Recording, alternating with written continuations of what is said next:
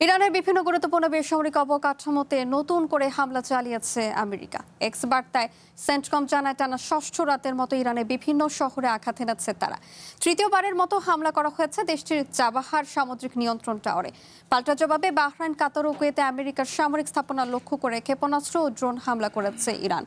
আমেরিকার president Donald Trump বলেছেন, ইরানের বড় ধরনের সাফল্য অর্জন করছে ওয়াশিংটন।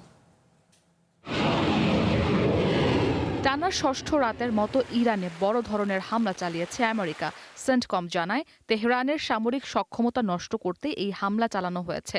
রাতভর চালানো হামলায় বিদ্যুৎ বিচ্ছিন্ন দক্ষিণ ইরানের বন্দর আব্বাস ও এর আশপাশের গ্রাম। দেশটির জ্বালানি মন্ত্রণালয় জানায় কিছু এলাকায় বিদ্যুৎ সরবরাহ পুনরুদ্ধার করা হয়েছে। পরিস্থিতি দ্রুত স্বাভাবিকের চেষ্টা করছেন তারা। নবনিয়াদ এক এলাকার বিদ্যুৎ বিভ্রাট দূর করা হয়েছে বলে জানায় মন্ত্রণালয়। একই সঙ্গে দক্ষিণাঞ্চলের বাসিন্দাদের সাশ্রয়ীভাবে বিদ্যুৎ ব্যবহারের আহ্বান জানিয়েছে কর্তৃপক্ষ। ইরানের গণমাধ্যমের তথ্য অনুযায়ী দেশটির একটি সেতু, রেল স্টেশন ও অন্যান্য অবকাঠামোতেও হামলা চালিয়েছে আমেরিকা।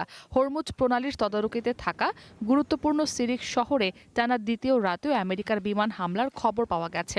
একই ধরনের হামলার তথ্য এসেছে বুশেহের শহর থেকেও।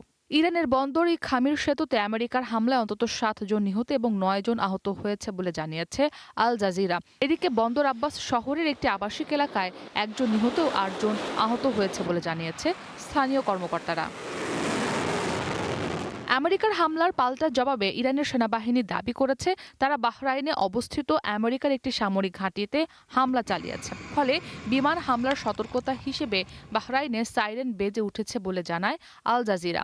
দেশটির জনগণকে শান্ত থাকতে এবং নিরাপদ স্থানে আশ্রয় নিতে আহ্বান জানিয়েছে সে দেশের অভ্যন্তরীণ মন্ত্রণালয়। এদিকে কুয়েতের সেনাবাহিনী জানিয়েছে তারা দেশটির দিকে ছোঁড়া ক্ষেপণাস্ত্র ও ড্রোন হামলা প্রতিহত করতে কাজ করছে।